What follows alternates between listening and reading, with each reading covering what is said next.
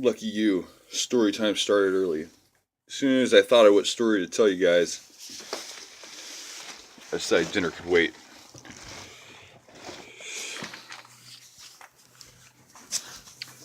This evening, it's not even dark yet, so I'm going to have to come up with another story after dark. Or something. We'll talk about something, don't worry. I never run out of topics. But what I want to teach you right now is something that a couple of you may have heard, and most of you probably have not. And I'm going to tell you is the actual historical. I don't know if it's historical. I'm going to tell you my understanding of the story of Merlin and the Holy Grail, which is something that I like to talk about because my middle name's Arthur, and I take that shit seriously. I don't know why. You know what I mean? I loved all the King Arthur books, and you guys know that know me from elementary school knew I wouldn't shut the fuck up about it back then. But I'm going to tell you a little bit of story about King Arthur's buddy Merlin and what he and who he really was, because he really was a person.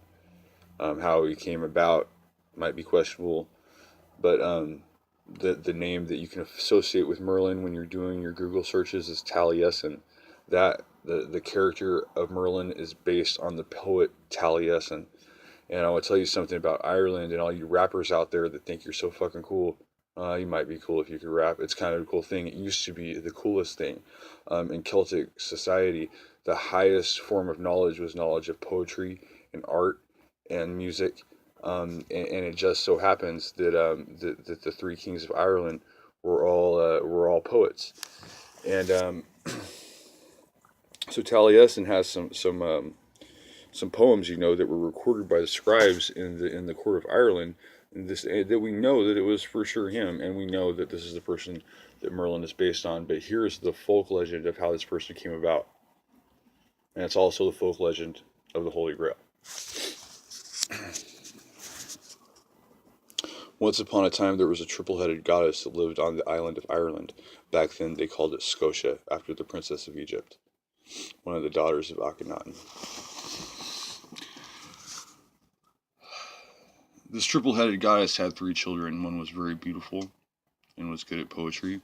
One wasn't that beautiful, but was good at war and was good at poetry. And the third was called Utter Despair, and it was a female, and it had no gifts, no talents, nothing beautiful about it. And so they started cooking a wine mead, and they cooked it for exactly 1 year. They cooked it in a cauldron. The cauldron that wine mead was cooked in was called the Cauldron of Inspiration, and that is the cauldron that the story of the Holy Grail is based on. There's a lot of people that claim title to it, but I'm going to tell you that that's what I feel is the oldest story. And the triple-headed goddess, you can research back to Perseus, and and those stories pertaining to Perseus and Medusa, and you hear about the three Gorgons, and I have a weird feeling that these are the same folks. But anyways, that's neither here nor there. I want to tell you this story. So, a wine mead is the kind of wine that has to be cooked at the whole time it's being made. It never becomes cold like beer. And as a matter of fact, I prefer to drink it warm when I drink wine mead. Not that I do it that often, but I do make it sometimes, and that's how I drink it, is warm.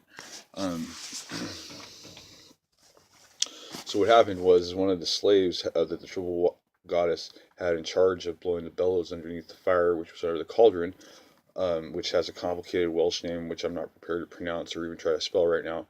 But let's just say this motherfucker was a hard worker. He's down there pumping the bellows. And as he's pumping the bellows, the cauldron starts to boil over. And when it boils over, it burns his thumb. And when he puts his thumb in his mouth, because of the nature of the brew that's in the cauldron, he gains knowledge of all of his future and past lives. Full knowledge. At this point, the triple-headed goddess, the triple-connected goddess, however you want to look at it, becomes enraged and starts to pursue the slave. The slave turns into all forms of creatures as it's escaping, and finally what it turns into is a seed, which, ironically, the story was written down in Latin.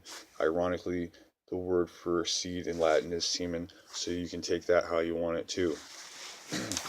Anyway, so when the slave turns into a seed, the triple goddess transforms into a chicken and eats the seed. A couple days later, the chicken becomes pregnant, and the goddess becomes pregnant. But the goddess is very wise also, and knows that the baby growing inside her is not a normal baby, but is in fact a slave that's stolen the color of inspiration that was intended for her child. So when the baby is born, Saradwin, which is the name of the triple goddess, sews the slave up in a sack, a burlap sack, and throws him into the ocean, the English Channel specifically. Um, there happens to be a fisherman, sometime around then on the shore of Wales, and this fisherman is named Ector. And yes, it's Ector, the person that raised King Arthur. But one thing, the story where Taliesen and Ector are tied together, or Merlin and Ector are tied together, is that Ector is fishing and he pulls up this bag with a baby inside of it, and he opens it up and the baby is still breathing and fully alive, and not seeming to experience any of the pain that should be associated with being submerged under the ocean.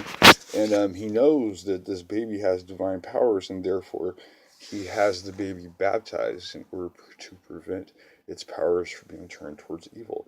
And this is the nature of the person that you understand as Merlin, and this is also the nature of the story that the Holy Grail, at least the Arthurian Holy Grail stories, are based on. And you can take it or leave it, but I'm going to take it because I know I know that this comes from my ancestors, and I know that and I feel that it's truthful in my heart. You know what I mean? I'm not saying the technicalities or whatever. I'm not talking about. I mean, things like magicians that shapeshift and stuff is way outside of my knowledge. But I do want to know where the people that teach the stories that they teach came up with these stories, where they heard them from. The sword and the stone. I mean, it's interesting to find out how all this stuff ties together. But I just thought that a story that isn't heard often enough is the true story, or what I believe is the true story of the Holy Grail, and also what I believe to be the true story of the origin of Merlin. Um, and I'll probably kick another similar story because I'm thinking of it right now that you may or may not have heard. And these are from the oral Celtic traditions. These are over 1,000-year-old stories. Is my understanding, anyways. And you can correct me if I'm wrong. And if you have that information, feel free to spit it because I don't love anything more than to continue learning. But I don't know. We'll see what pops into the old dome, and I'll hit you guys up again in a little bit. I'm gonna wear it out again, just like I did last night. And if you can't handle it, then find something else to do with your time besides sit on Facebook.